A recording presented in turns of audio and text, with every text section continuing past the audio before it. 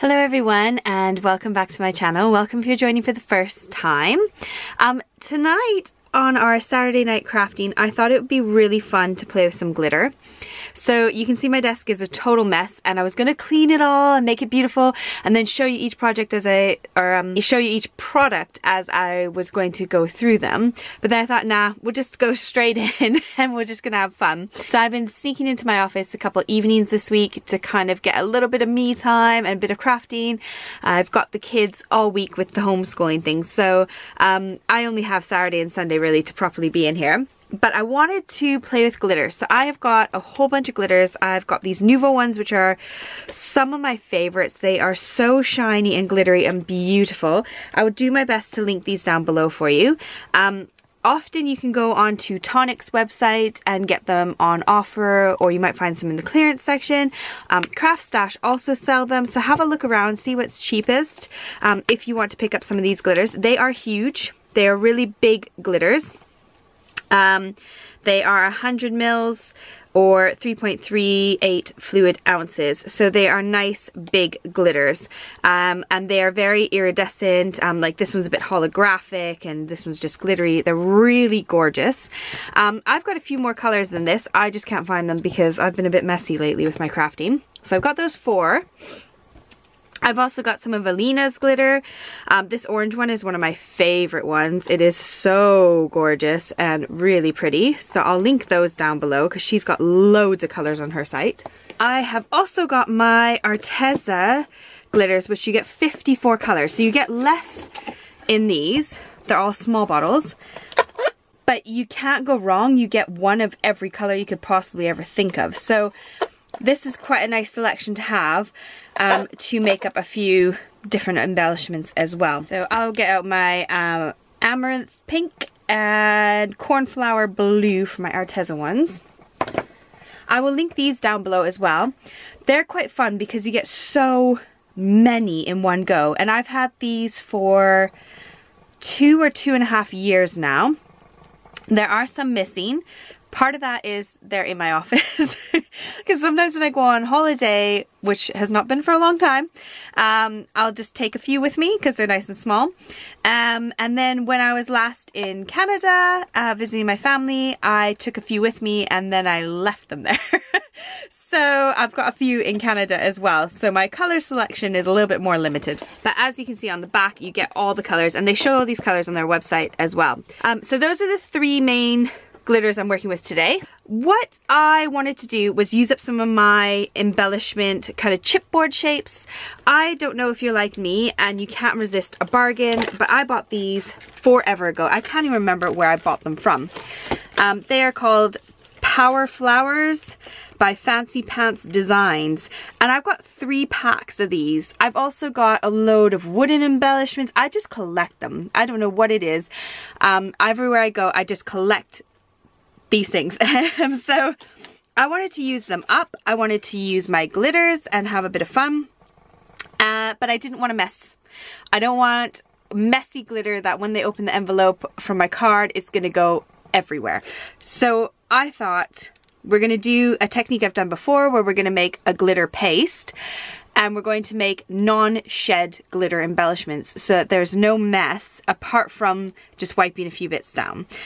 Or if you knock it on your desk, then that's kind of an issue you'll have to deal with. I'm quite good at that. So I've got these funky flower ones. I've got this set. I mean, obviously this is for like scrapbooking as well, so you get these ginormous embellishments, which I'm not going to use today, but it comes with flowers, little water drops. I mean, there's just tons in these packs, and I'm sorry if my lights are reflecting on there for you. And I don't think I'll touch this one today because this is like giant swirls. I'm not sure if you can see that. They're just huge swirls in there. But I've got these 3 sets here. I've also got a massive box full on my shelf. So I'll probably carry on after I finish filming and do a whole bunch more. And then just kind of put them to the side in like an embellishments ready to go box. Because I don't want to be doing this every day because we're using glue and we're using glitter. So I just want to kind of have a whole bunch ready to go, stuck to the side. Now, if you have not got chipboard, I hope you haven't turned off the video already if you're like, oh, this isn't for me.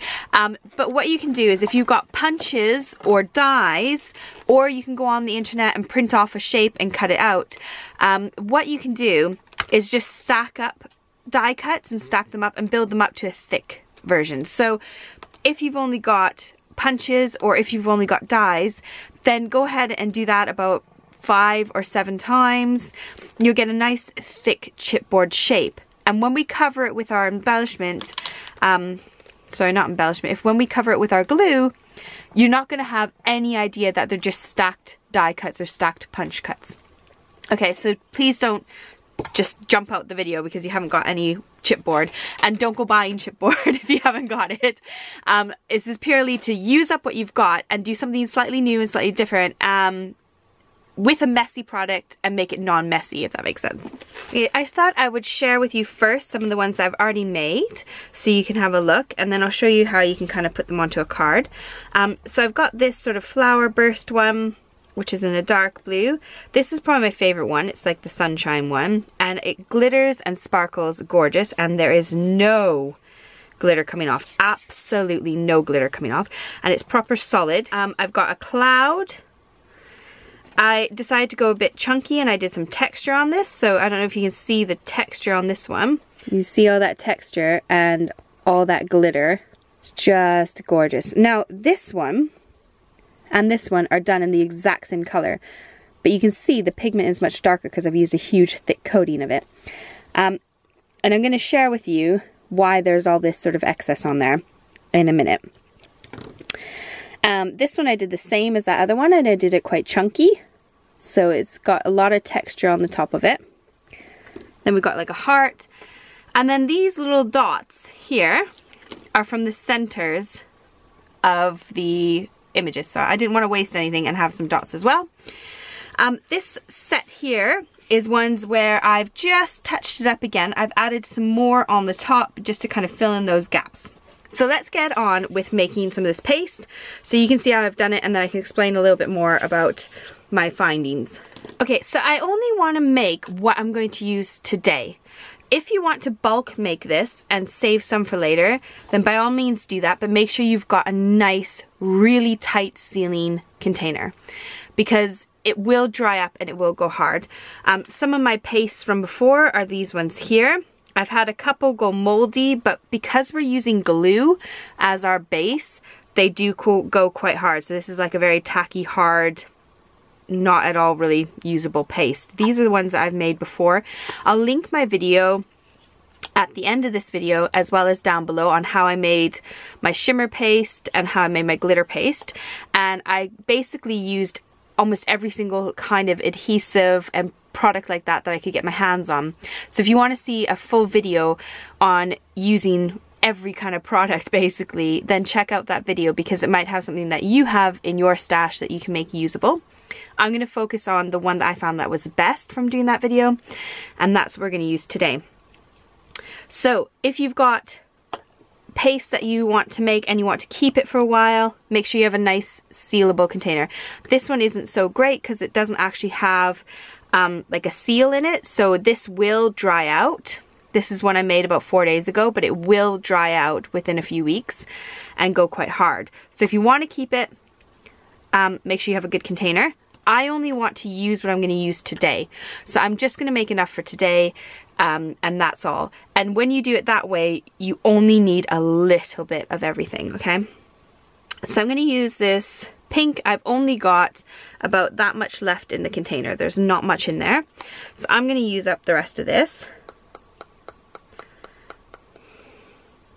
And all we do to make this paste is just use a tacky glue, a craft tacky glue, and glitter. And that is it.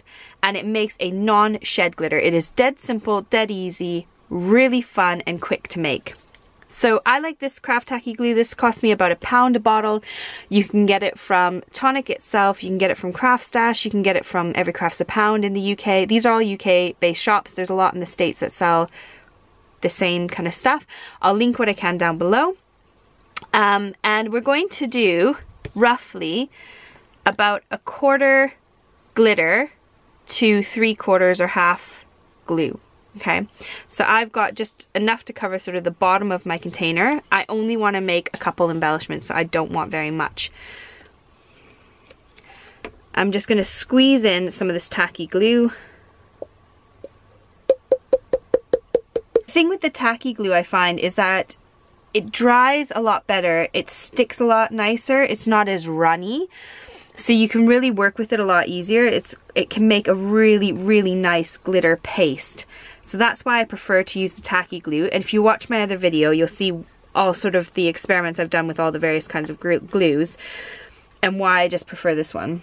Okay, so that is about 1/4 glitter, probably double the glue at the moment. I'm going to get my trusty chopstick. This is what I use for everything. I'm going to mix it in. Obviously, if you've got a palette knife, you could use that as well. Don't use anything that's precious to you because you are working with glue, so you don't want the glue to wreck whatever you got. Now, if when you're mixing this, you're finding that it's very, very chunky and very thick, then that's great. If you want to make like a chunky embellishment and you want it to have lots of texture, then you can work with that and get a lot more texture. But if you want it to be a smoother, softer one, sort of like that one, then you want more glue. You're gonna add a bit more glue into it. You could add a little bit of water if you want as well to get it a little bit more smooth. And I might just add a little bit of water into this. And when I say a little bit, just a little bit. Because you don't want to get too much in there. You don't want it to be too runny. So this will be a little bit of a longer video. It's much easier if I'm doing the talking over ones to get it edited and up and online for you. This is Saturday morning and this will be up Saturday night, so I am crafting and filming and editing and everything in one day. I can't wait for the kids to go back to school, but it may not be until after Easter. So we've got possibly a long while of this. Okay, so I've got a nice smooth consistency and I've only got just a little bit in the bottom of that jar. Next thing you need is something that is non-stick. So I've got tons of bits of packaging everywhere. So I've used these. I've got the non-stick baking mat, which works, or any kind of non-stick sort of mixed media mat. My mixed media mat is filthy, which is why I'm not using it, which is really irritating because it would be perfect for this. But it is filthy and it's to the side. So I'm gonna work with what I've got today because I think it's really important to use what you've got in your office. And I had, this packaging was actually on my floor. I chucked it on the floor when I took something off, or it fell out my bin or something, and so I found it on the floor and I was like, oh, that would be perfect. So I'm flipping it over and using that side, and you could scrape off that glue. These ones here are ones that I did a few days ago, but I somehow managed to miss bits. So when you look at your embellishment when you're finished, you can see I missed all these edges, which is really silly. But you can come in with your glue if you have saved it. And so I've got my blue one here, which I did in a sour cream container. And I just tightly wrapped it with some saran wrap or cling film. And it kept it nice and fresh long enough that I could use just that little bit in the bottom. There's just a tiny bit left in the bottom. And so just before the video started, I just kind of touched those ones up.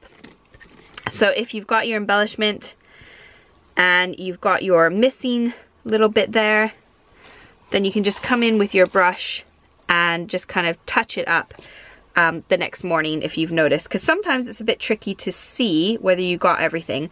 But the nice thing about this is you can come in and you can touch it up if you have missed out on anything. You could just quickly whip up a little bit more paste. All you need to do is put a little blob of glitter, a little blob of glue on your mat, make up a quick little batch more, and then you can decorate it. So this is a really simple video.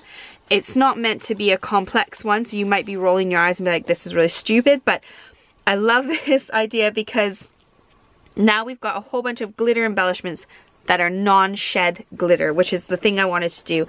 I want to keep all this glitter contained. I don't want it falling out the envelope. I don't want it going all over the person that opens it, but I want it to be shiny and gorgeous. This is my typical desk, by the way. If you see the rest of it, you'd probably cringe because there's just stuff everywhere. I've had no time to tidy.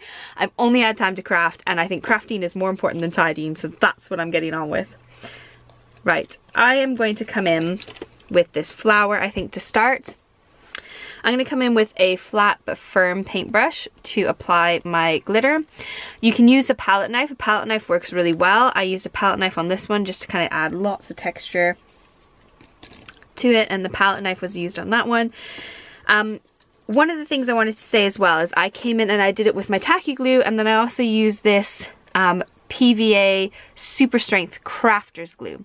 So this was about £5 for this big tub of glue, and with this one I found I got all this kind of flaky stuff coming off of it. It just kind of stuck and went all shiny, and I mean, it's not going to be hard to remove it by any means, but it just felt like it didn't dry as nice, and it was a lot lighter as well as when I used my tacky glue.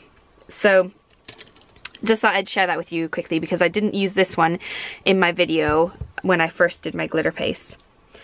So I'm going to just take it and literally just slapdash it all over the place in a really nice thick layer, because this is going to dry clear. The glue is going to dry clear, but you want it on there nice and thick.